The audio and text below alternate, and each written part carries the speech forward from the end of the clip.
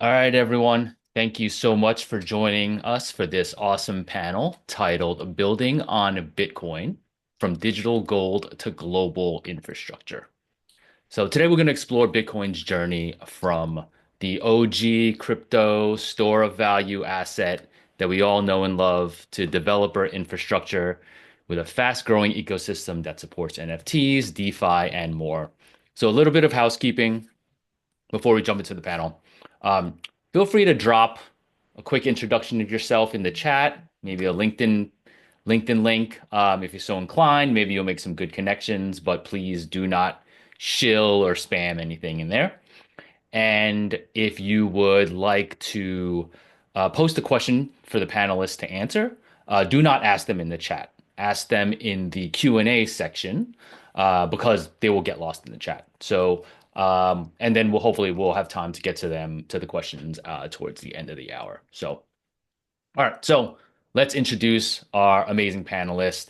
First, Shailee Adinolfi. She is the head of business development for Trust Machines. Her focus is growing Bitcoin DeFi for Stacks, the leading Bitcoin L2 with one of the fastest growing developer networks. Her previous experience includes leading BD for MetaMask and growing payment systems in emerging markets. Welcome, Shailee. Thanks for being here. All right, next up is Toby Lewis. He's the co-founder of fast-growing Bitcoin startup OrdinalsBot, the leading Ordinals inscription infrastructure, and Trio, super cool Bitcoin art marketplace. Toby leads strategy and raised more than 4.5 million for OrdinalsBot and Trio, including from Deep Ventures. Thanks, Toby. He's also founder and CEO of Novum Insights, a serial entrepreneur and well-known analyst in the field of blockchain, AI, and robotics and more. Welcome, Toby. Thanks for being here. Hi, Mike. Great to be here.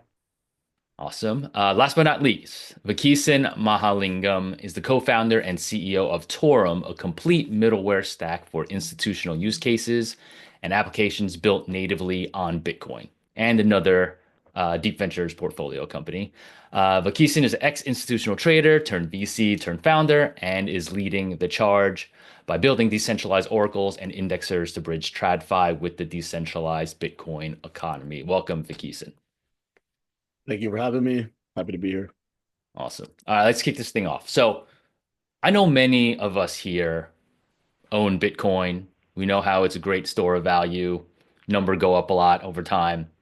But maybe we don't know exactly what happened for Bitcoin to become this thriving developer ecosystem that it is today. So, L2s like Stacks that Shailee represents, Rootstock, and the Lightning Network have been around for a while, but the developer ecosystem for Bitcoin really didn't explode until like early 2023.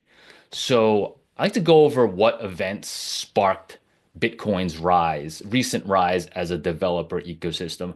Toby, let's start with you because Ordinals Bot really played this crucial role in kicking off this explosion. So why don't you just kick us off?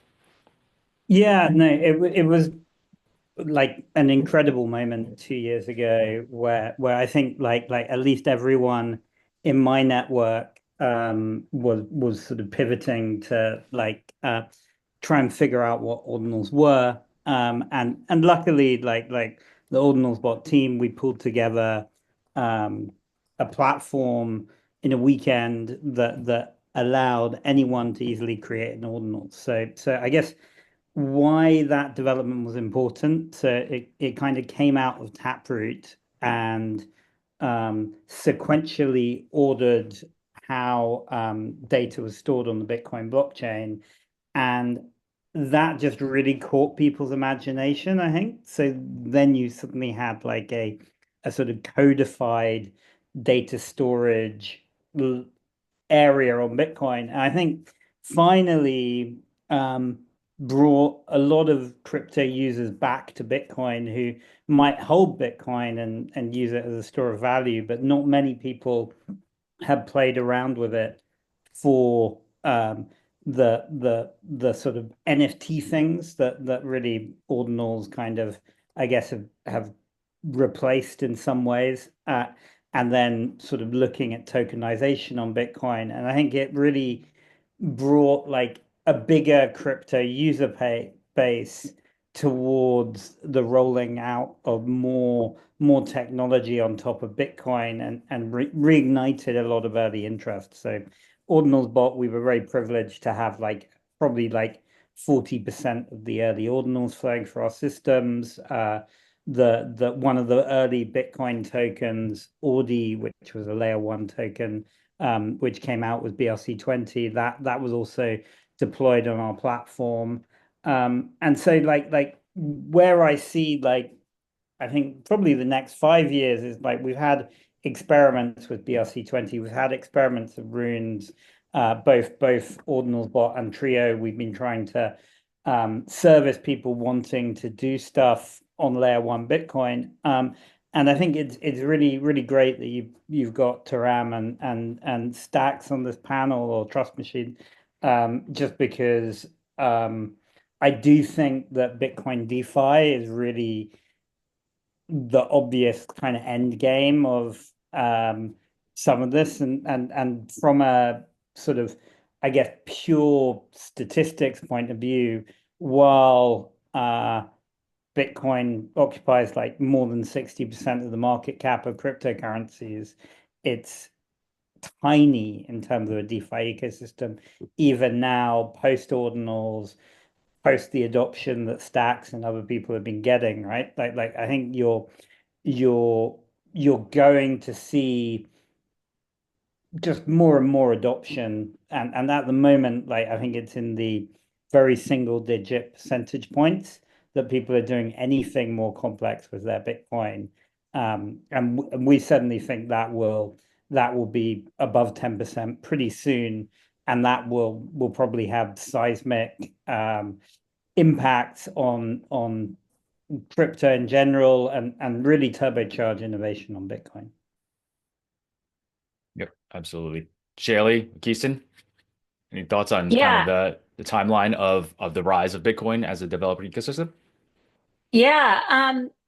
Toby just said it correctly. I think ordinals, even though rootstock and stacks and lightning were around for a while, I think ordinals and runes really captured the community spirit again. Like there was NFTs, but they were different from ETH NFTs because you could inscribe the actual audio files, video files, the graphics on chain in the actual ordinal. And so there was a different kind of value to that compared to how NFTs are in the Ethereum space. So it drew a lot of high-end art. And I think, though, like Toby said, inevitably, with the rise in Bitcoin price, even Ethereum and Solana devs started to be like, okay, Bitcoin is really setting itself apart here. And we need to figure out a way to capture some of that capital into DeFi. What's the best way to do this? Let's continue to innovate on L2s for programmability, faster transaction times, lower cost in actually using that Bitcoin.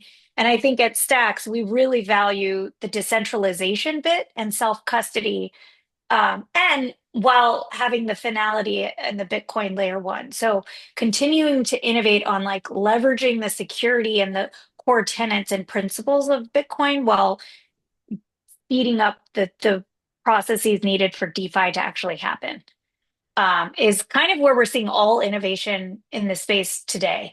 Also, TradFi, had a big impact as well, right? The ETF flows coming in. I think that, and there's a lot of work going on now in the traditional finance space too, where custodians are taking custody of Bitcoin, and there's Bitcoin-based lending shops popping up all over the place, but there's different risk profiles to each of those kind of lending operations. So I'll just stop there because there's so much to talk about. Yeah, want to get to all of that. Yeah. Vakeesan, any thoughts on kind of how this explosion and the timeline that it took to get here? Yeah, just a quick note. I mean, I think Toby and Shirley said it well, but I think it was different cycles. I think a lot of us that came to the space in the 2015-16 era, we saw this already with CryptoKitties, with Bored Apes, with all the other NFTs that kind of came out around that time. And so I think it was a different era now. I think a lot of people that were participating in the Bitcoin kind of NFT era were mostly a lot of them were post-COVID era crypto adopters. A lot of them were 2020 era crypto adopters. So they weren't really around for when all of this stuff happened on the ETH ecosystem. But it's the same thing that we've seen play out over and over again, right? It's like the early days of innovation happen with experimentation through NFTs and artwork and all this type of stuff. Then eventually, as it matures, then we get to the Aves and the compounds and stuff like that that happen on ETH, which is we're at that moment now on Bitcoin. We're now we're looking at the primitives being built for real DeFi applications that TradFi can actually use on Bitcoin, right? And the primitives have to be there first, like Oracle networks, indexers, stuff like Chainlink and the Graph. What they did for the Ether ecosystem are now being built. Some of it by us, some of it by others, but now on the Bitcoin ecosystem. And so once you have that, you can actually have native DeFi, which is the biggest unlock. And the biggest difference here is that it is capital markets, it is TradFi flows that are going to happen on Bitcoin that didn't happen in other ecosystems earlier on and probably wouldn't have happened on any other ecosystem that wasn't Bitcoin, right? So the size of the DeFi that we're talking about has the potential now to be 100 times greater than what it was in ETH DeFi. And that's because of the institutional players. Yeah, and we're seeing a lot of institutional players come in, like you mentioned, the ETFs, and now we're talking, the largest bank in the world, JP Morgan, is allowing their clients to buy Bitcoin, even though, the CEO of Jamie Dimon has been trashing Bitcoin. So you're definitely seeing a ton of institutional adoption all around. So what I love about this panel is that like you all represent this very diverse cross section of what's being built on Bitcoin today. So, you've mentioned a little bit about in the intros, you talked about what you're building, the companies that you're working on. Like, I'll give you a little bit of time to chill now. Like, tell us why what you're building is so important to the overall Bitcoin ecosystem. And I'll let Vakeesan continue because you kind of talked about institutional adoption and what's needed there. So give us in 3 sentences kind of what you're building and why it's important to the future of Bitcoin. Yeah, so we're now building the rails for institutional finance natively on Bitcoin. And that consists of a complete middleware stack that's going to enable applications to build on top of Bitcoin as natively as possible, unlocking the next trillion in value kind of on Bitcoin. Yeah, do you want me to go deeper into it, or do we want to just do quick ones? Yeah, just let's that was good. Yeah, let's keep it to there. All right, Toby, shoot. Yeah, we're building with Trio. We set it up as a very much a curated marketplace. Currently on the ordinal side, but we'll be bringing out a Trio DeFi product and Dex later this year. So like our thinking is like obviously we helped launch Audi, we helped launch Runestone, which was the largest airdrop in Bitcoin history. And then turned into the Rune Dog as well. So like played a part in creating one of the largest runes as well as the largest BRC20s. So our view, and we've done many other like big projects on the ordinal side. And yeah, what we really want to help is sort of help create an exciting Bitcoin, right? Like, and like I think our view is that ordinals having been the first sort of trend to really capture consumer imagination, and now runes, BRC20s, all these kind of things. Like we do think that spark that's happened at layer one is going to get ignited further, right? Like, and we've obviously we're in deep contact with all the different layer twos that are building out there and looking at how you scale Bitcoin, how you get yield on Bitcoin. So, but anyway, like, yeah, we're here assembling a very big Bitcoin development team to tackle the major trends that we think are coming in a big way. Shailee? Amazing. Yeah. So What we are doing at Trust Machines is we're kind of like the Labs Co for Stacks, but we work closely with a lot of actors across the Bitcoin ecosystem. Our goal is to just be the best layer two for Bitcoin, period, in Stacks. And so the way we're doing that is continuing to attract the best developers to build, strong dApps with great user interfaces, both for retail and for institutional, and then create incentive programs and continue to have that connectivity so that we can get as many users as possible. And what I mean by connectivity is we need the bridges, we need the stable coins, we need the institutional wallets, we need the retail wallets, right? And not every, like, Trust MetaMask still doesn't have Bitcoin. Like, Trust Wallet still doesn't have Bitcoin layer twos. So UTXO in general, I mean, if there are Bitcoin layer twos that are EVM compatible, but a lot of them aren't, right? And so I think that's part of the situation that we're in, but we're getting very close. Like, we've talked to a lot of the usual suspects, the Fireblocks and different, like, um, critical infrastructure providers in the DeFi space. And they're like, okay, we're EVM, but like we're starting to think about Bitcoin DeFi. We're starting to think about layer two. So we're pushing all of the actors in DeFi to really take a second look at the layer twos and integrate us, support us. All right, that's a great segue for this next question. So I'm hoping we can get a little bit spicy here. I don't want anyone to hold back, even though we're recording this and it's going to be posted on YouTube and Twitter and all the social networks. But I want to talk about the pros and cons of building on the Bitcoin base layer versus L2s. And I think we have perfect representation for this, right? So the Bitcoin base layer, was not designed to be a smart contract platform, obviously, right? It's slow, has no programmability. Yet Ordinals bot, you inscribe Ordinals directly on the L1, and you launch the Trio token as a BRC20, which is directly on the L1. Torram, you're building your products as meta protocols on top of the base chain. So starting with Toby and Vakeesan, why did you choose to build directly on the L1? And then Shailee, you will get your turn to defend. Yeah, so I think really like as an ordinal, right? With like what I think really caught people's imagination about ordinals is it's basically data stored on Bitcoin forever, right? So like you're having and and I think like there was a lot of disappointment originally with like I guess the first wave of NFTs because people after a while realized, okay, my NFTs are actually going to IPFS, they're going to Arweave, they're going to even Amazon Web Services, right? Like, and so there was the famous case where the FTX NFTs actually popped up that your NFTs are now the property of the US government kind of thing. So it's like that's exactly what you don't want an NFT to do. So I think like in the use case of an NFT, the ordinal really like surpassed like what was possible in Ethereum. And I think we've seen that like just in terms of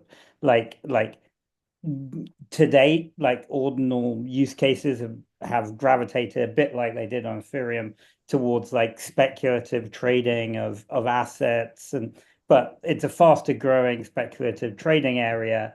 And we think like many like I think that's like the first wave of where you start to get really cool, interesting stuff. Actually, this week we're shipping like gold ordinals, right? Like where we're literally putting ounce bars of gold on the Bitcoin blockchain, and people can buy gold and hold that in their wallet. So I think you'll get more sort of, I guess, more enterprise, more institutional style use cases come out over time. But I think that there's definitely something that really grabs people's imagination of like storing stuff natively on Bitcoin. And I think that was definitely something that also drove the imagination of the early like BRC20s and runes. The reason why a lot of those got very, very big is you don't need to be thinking about like playing in this kind of strange ecosystem with a different wallet and like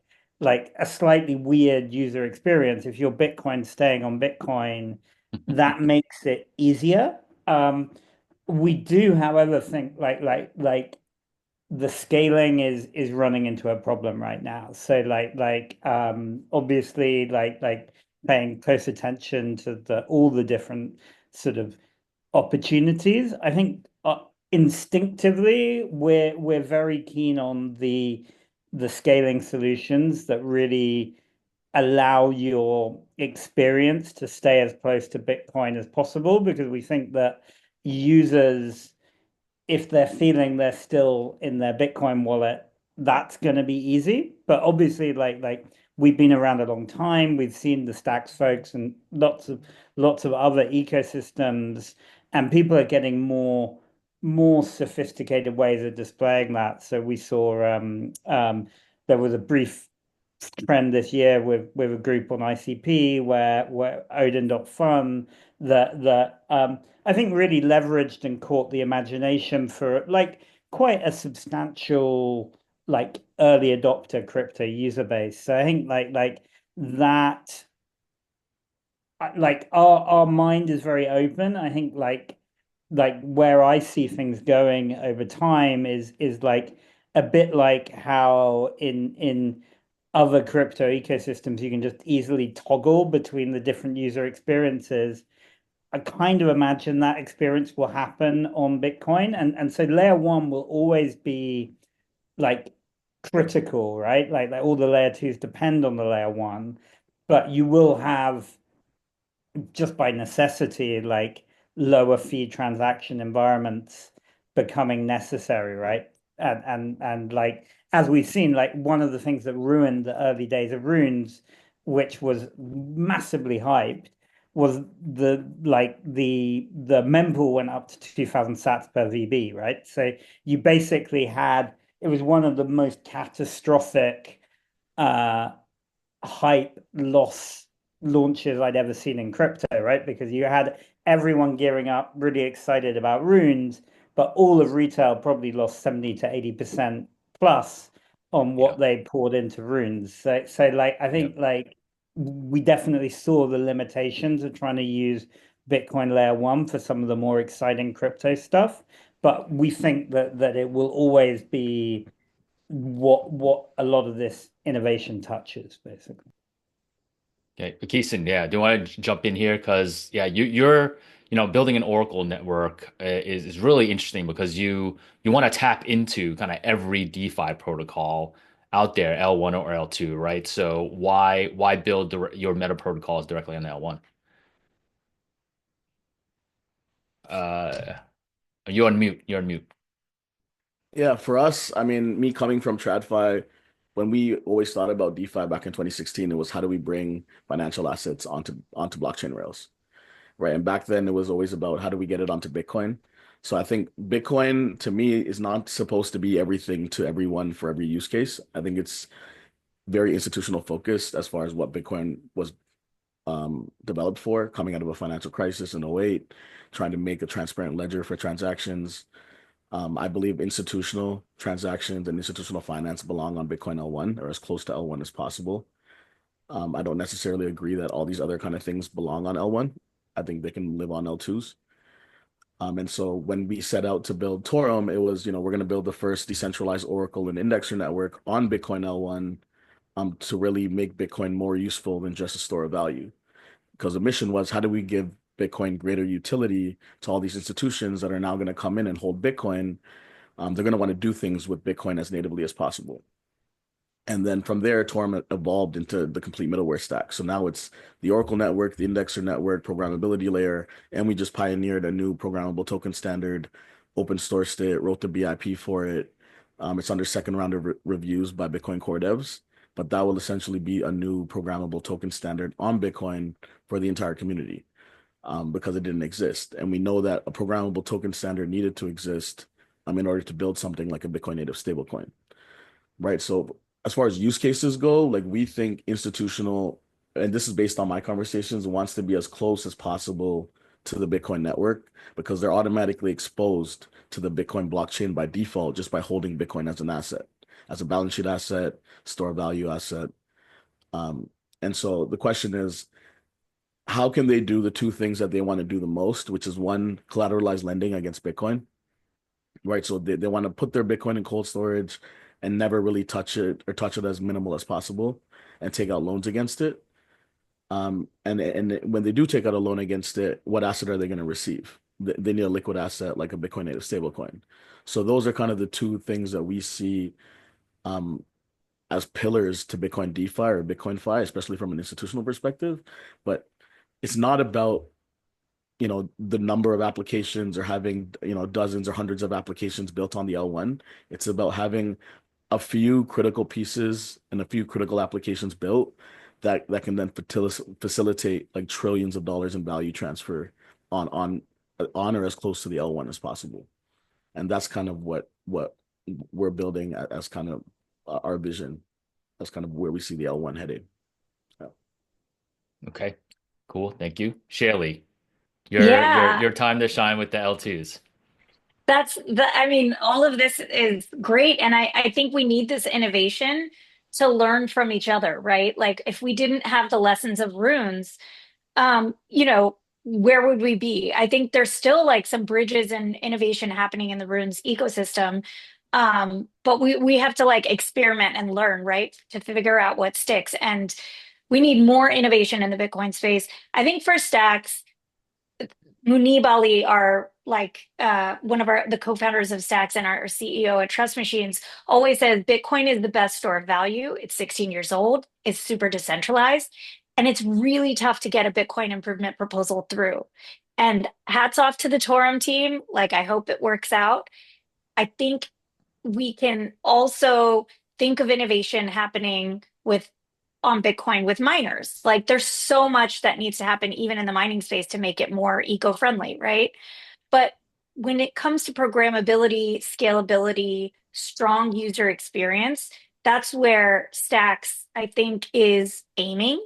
And while leveraging the security of Bitcoin and finality for our most recently launched asset, SBTC, which is a Bitcoin derivative, one for one peg in and out of Bitcoin with finality to the layer one.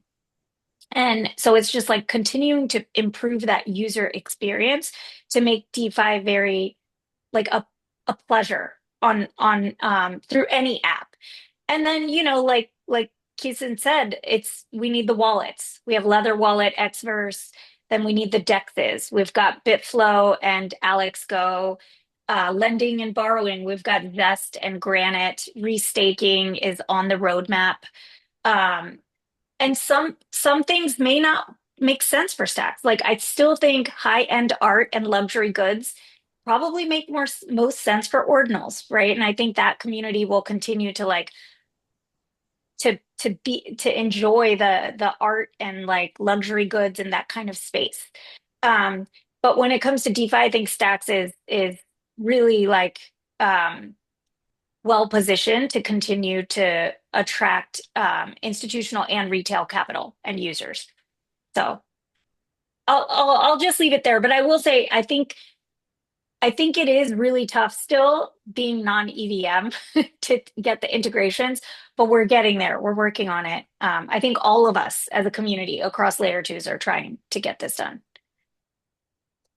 All right, so that's another awesome segue. I wanted the next kind of line of questions was I'd like to dig into how Bitcoin both compares and interacts with other blockchain ecosystems. So we'll get to the EVM part. I definitely want to dig into there, but like first question is like, why is it attractive to build on Bitcoin versus other chains? So if I'm a developer, I'm coming in, got some ideas, like why should I go build in the Bitcoin ecosystem instead of, like you mentioned, Ethereum or Solana or Cosmos or any other ecosystem? I'll just open up who wants to take this. Yeah, I mean, There- I'll add Go some ahead. stuff. Yeah, so I think again, like my position is that Bitcoin L1 is meant for institutional use cases. So if you're a developer and you're trying to build something for institutional adoption, it makes a lot of sense to build on Bitcoin as the number one most secure settlement layer in the world. So you can have finality of data availability right now on Bitcoin, and they can use something like Torram for the execution environment and for data abstraction, right? So we make it as native as possible to get what you want from Bitcoin and as close to Bitcoin as possible, which we also believe is mainly for institutional use cases. Like you don't need to pay high transaction fees comparatively to other chains if you're just moving $20 back and forth, between you and your buddies, right? But if you're moving $50 million on chain between counterparties, paying $20 or $30 in Bitcoin transaction fees means nothing at that point, right? And you're leveraging the same T+0 settlement cycle that they have already, right? So to me, it's very, as a builder, I think it's more about if you're building for the next wave of what's coming on Bitcoin and Bitcoin 01, it's going to be very institutional. Um, there's so many other chains for gaming, so many other chains for so many different retail applications that don't necessarily need to be on Bitcoin. And I think we're going to see that happen, over the next little while. It needs to be more purpose-built chains, and we're seeing that right now. Not everything is a generalist blockchain, and we don't see Bitcoin as a generalist blockchain. We see it as an institutional chain. I'll just say 2 trillion and more and growing to unlock for DeFi. That's it. Period. Right? And I sort of felt like when I was in the Ethereum ecosystem, I was there for like I still do DeFi in Ethereum, right? Like so do many people that work in the Bitcoin DeFi space. But it started to feel 2 or 3 years ago like all the L2s were chasing the same 20 top dApps and it became an echo chamber. And it was just time to like think about the world in a bigger space. I didn't want to be talking about MEV and like I just didn't want to be talking about infrastructure over and over again. I wanted to capture users. I wanted to do real things. And I feel like that's happening now on Bitcoin.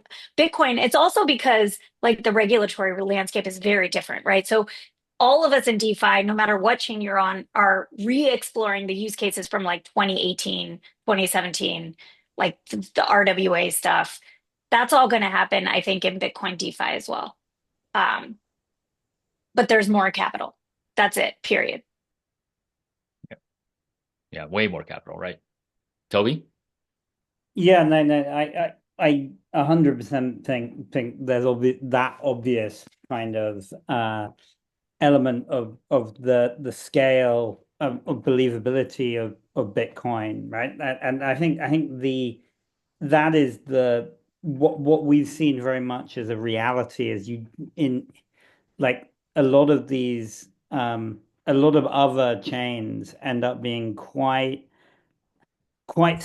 even more cyclical and very unstable, right? Like I think the our view is very much that like Shailee says, right? Like the just a few percentage points increase in the usage of Bitcoin DeFi, and you suddenly start to get things that look like the numbers of even Ethereum, right? So like there's that element where I think that things that the scale of Bitcoin will attract people. I think people have been really excited like that. I know that the like one of the I guess the most sort of I guess one of the great things about the whole sort of like building on Bitcoin space is I think like everyone really believes in that mission. And I think like some other ecosystems, it's kind of like, okay, that people are flitting to that chain, this chain. And so I think that the staying power of Bitcoin, it really like Shady says, right? Like other chains can make missteps and they can get in arcane debates about stuff that really like has no relevance to anyone except like the core devs in that ecosystem. I think like Bitcoin clearly does have very arcane debates about op return or whatever it is, right? But like at the same time, it is Bitcoin. It's very clear, and it isn't so sort of. I guess you get the ivory tower on Ethereum, and I don't know, like whatever it is people do on Solana. So it feels different being on Bitcoin. Yeah, so dig into that a little bit more. Like with this kind of, Shelley, you alluded to it a little bit in terms of like people in Ethereum were just talking about infrastructure all the time. The L2s were kind of fighting over the top 20 dApps. Like how does it, dig in and Toby just said it kind of feels a little bit different. Like what are those differences and how, those kind of culture differences and how they compare to other ecosystems? Because I think a lot of times, and I was before for a while I had this thought was that like everything moves very slowly in Bitcoin, right? The BIPs take forever because it is the largest, OG chain. But like do you still see that, and how has that changed as this developer ecosystem is continues to grow? Yeah. So first, I'll start by saying I do think the world is going to be cross-chain, and we are building for SBTC, our Bitcoin wrapped Bitcoin on stacks. So right now, we're working on a plan to get it on Solana and Sui, and to start with. Hopefully, within the next year, you'll start to see SBTC on other chains.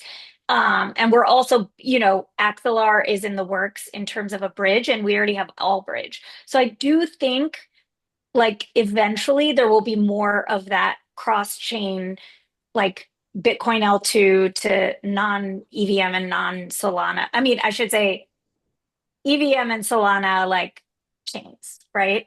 Um, but the culture is different, and it feels okay.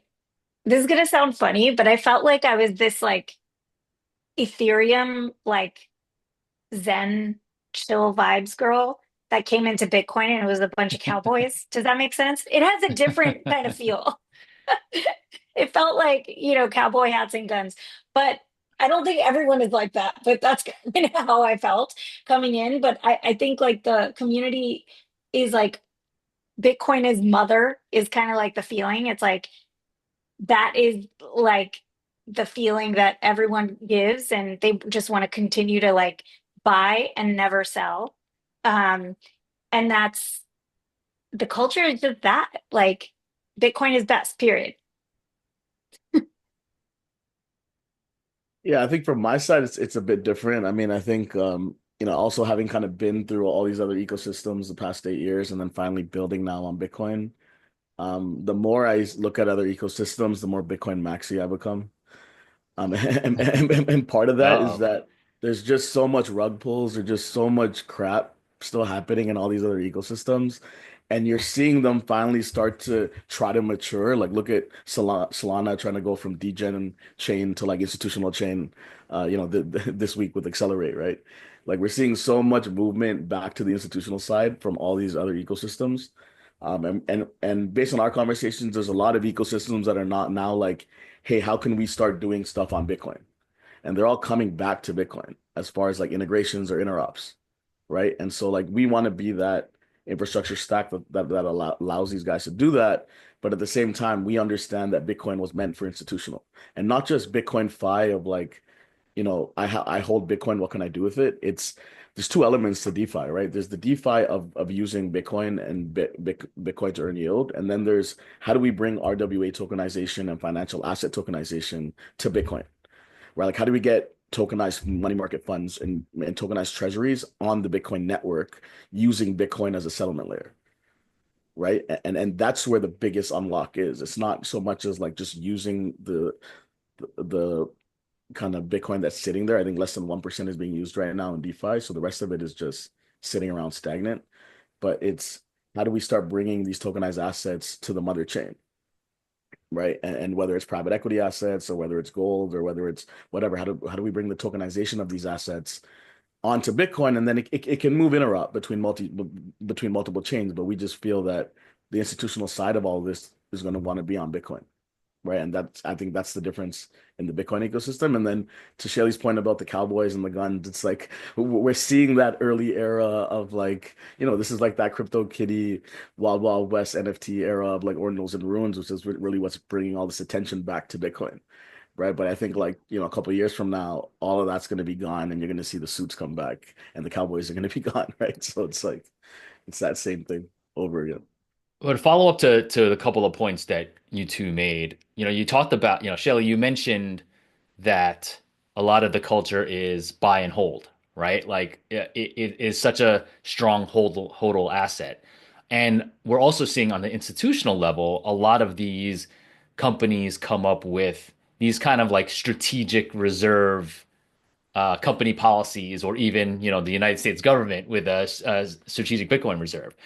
Like, how wouldn't you think that that has a negative future for Bitcoin DeFi, where people may not want to use their Bitcoin, but they just want to hold their Bitcoin and maybe in cold storage? And how do you see that kind of transition be made into, transforming this hold culture to a either spend or use culture? So I I will think go ahead, uh, Toby. you go ahead, Shailee, if you'd like to. I was just gonna say, so we've actually already solved for that, and we're seeing a lot of like interest from institutions on SBTC, right? Which is it's a bridge in from Bitcoin to the Bitcoin derivative on Stacks. It's a one for one peg, leveraging the store like this the security of Bitcoin, but you can then use that as collateral to take out a loan in stablecoins. And it's verifiable. You don't have to sell, you know?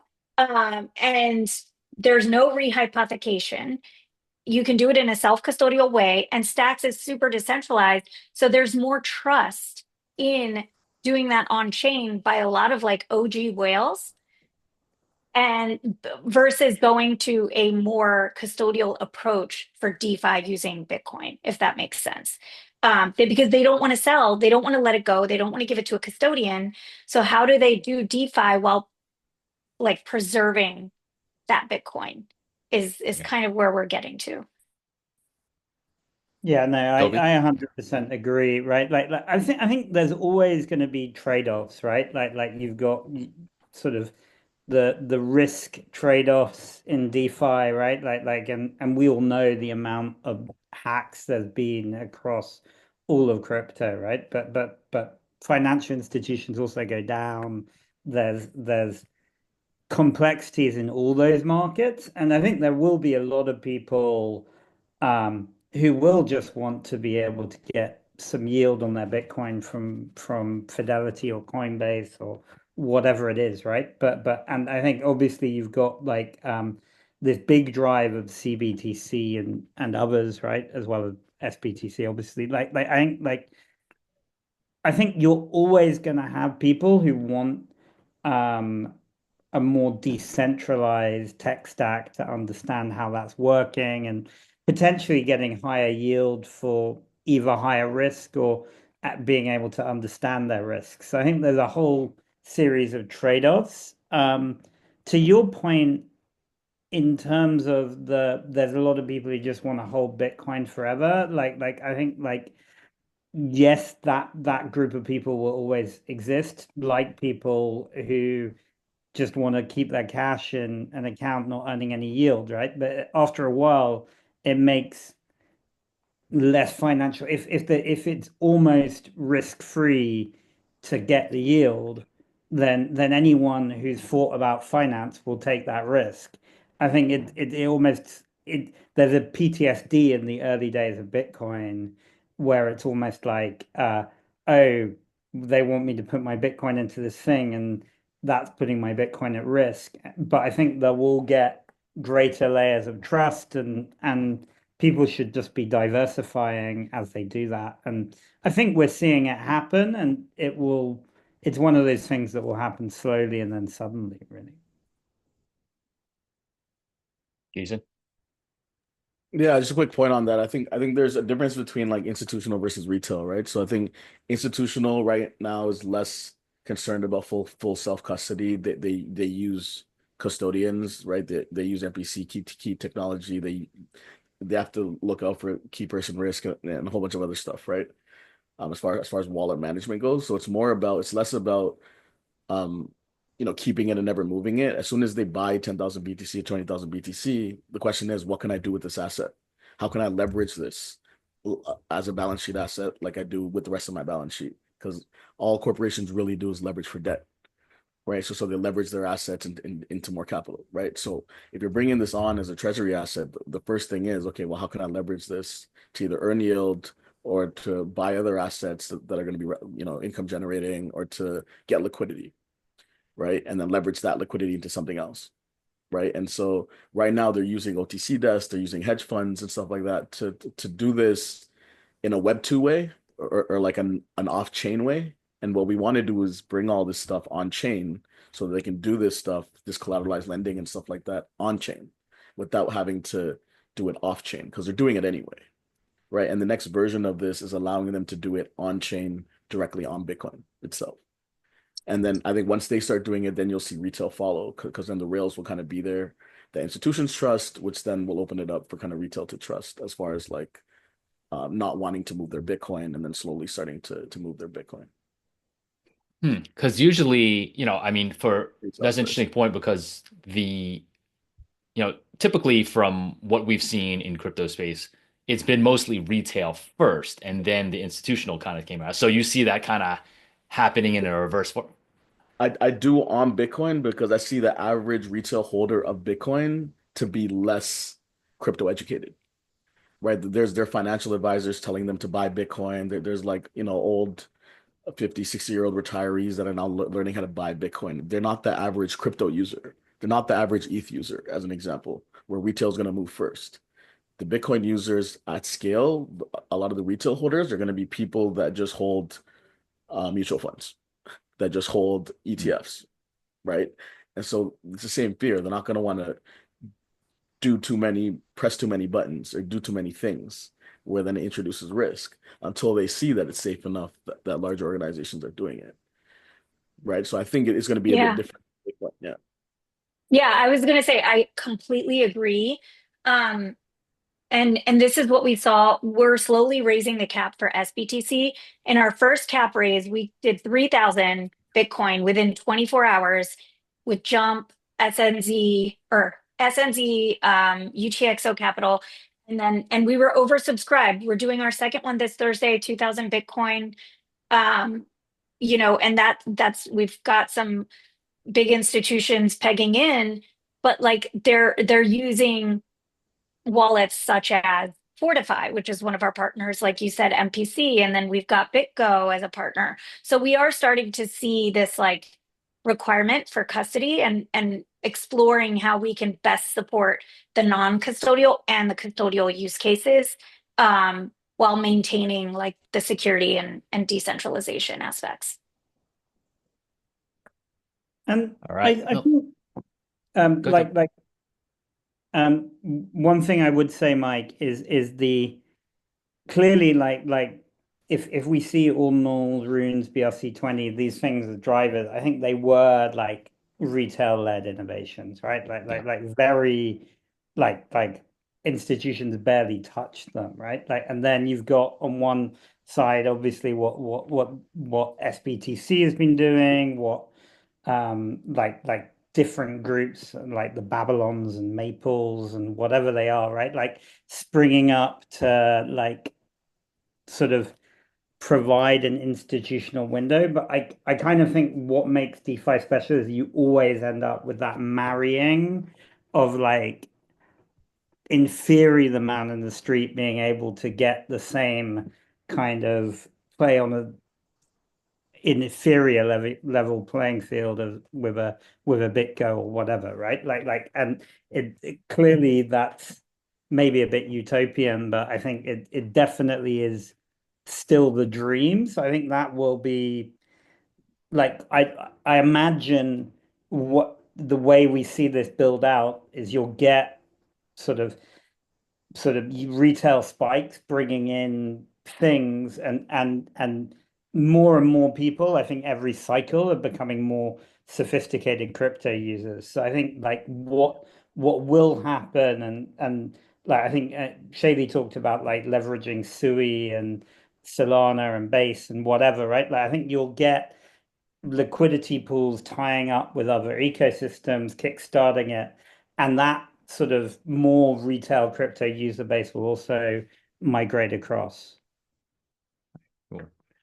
So if you could change one thing about Bitcoin's the protocol or the ecosystem, what would you change? Shailee, let's start with you.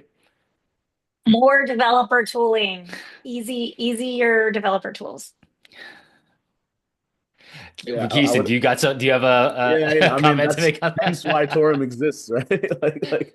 Our whole thing was that too, like more infrastructure, more developer tooling to allow people to, more easily turn Bitcoin from just a store of value narrative to like an actual ecosystem where we can start using the settlement layer of Bitcoin. So that's hence why Torram exists right now, is to build that middleware infrastructure stack. But yeah, we wish that existed as well.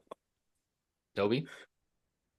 Yeah, I guess also an infrastructure company, so we would love to push that forward, but I'll try and give a different answer for not being boring. So the I think one what I think it transforming the speed and usability, I think, is what like everyone is all working on in different ways here, right? And I think there is an element to which Bitcoin block times, right? Like are the elephant in the room, right? And Stacks has been for its entire evolution of how it's dealt with some of those problems. And I think still everyone in Bitcoin is dealing with that. Like and with the trade-offs, right? Like you have the lightning enthusiasts or whatever going, oh yeah, it's really fast, but it's very hard for users to engage with that ecosystem. Just there seems to be too much friction or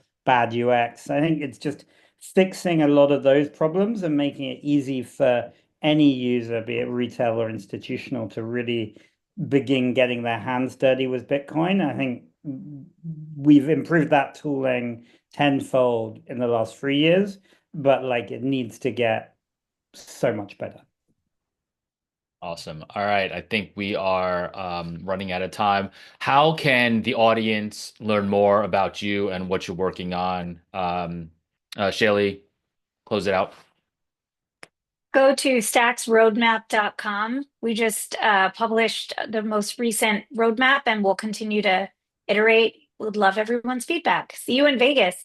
Ping me on LinkedIn so I can send you details for the Stacks event. Toby? Yeah, so you can find out more about us at trio.xyz, which is the Trio marketplace, and also ordinalsbot.com, which is like more our kind of infrastructure tooling. So we have our API services and any form of inscription, runes, BRC20, whatever you want to do, and we're pushing out both products hard at the moment, and yeah, always keen to hear what people think of the services. Yeah, you can reach out to us at Torram_XYZ on Twitter, or Torram.xyz is the website. You'll find the new white paper we released about 2 months ago. We have our testnet V2 dropping with programmability at the end of the month. So the whole stack is there for builders to build. So definitely join the builders group. Yeah, other than that, I'll see you guys in Vegas. Awesome. Well, thank you so much for all the insights. I think the future of the Bitcoin ecosystem is super bright and super excited to have invested in the space and looking forward to all the awesome products that are coming. So I'm not going to Vegas. You guys have fun. Please have a drink for me. And thanks everyone for coming. All right. Take care, everyone. Have a good day. Thanks for having us. Bye. Bye, guys. Bye.